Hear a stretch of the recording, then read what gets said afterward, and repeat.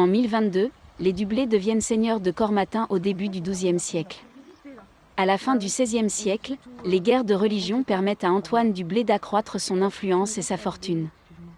Il se rend maître du sud de la Bourgogne au nom de la Ligue catholique avant de tourner kazakh et de ramener la rive droite de la Saône sous l'autorité d'Henri IV, face à la Franche-Comté espagnole. En récompense, il devient lieutenant général et gouverneur de Chalon-sur-Saône. Son fils Jacques est reçu à la cour de France. Dès 1610, il est un des familiers de la reine régente Marie de Médicis. En 1617, à 35 ans, il épouse Claude, 13 ans, fille de Raymond Filippo, trésorier de l'épargne, secrétaire d'État, un des hommes les plus influents du moment.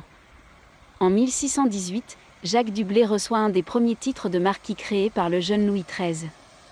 Il est chargé en 1628 de délivrer le marquisat du Montferrat en Italie.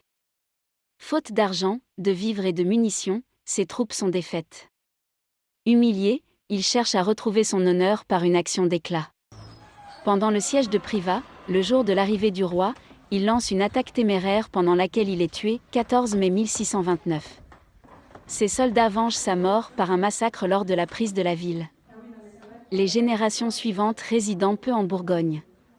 Cependant Nicolas Dublé, maréchal de France, gouverneur de l'Alsace et membre du Conseil de Régence à la mort de Louis XIV, y est exilé en 1722 pour son opposition à l'alliance avec l'Angleterre.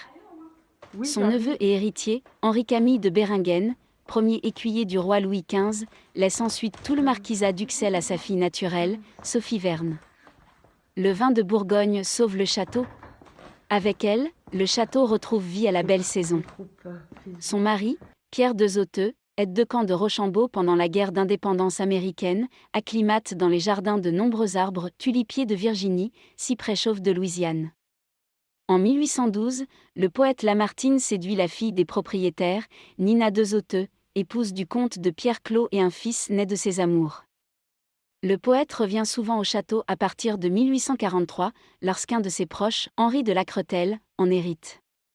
Il y écrit une importante partie de « L'histoire des Girondins », grâce aux archives familiales. À bientôt dans une prochaine vidéo.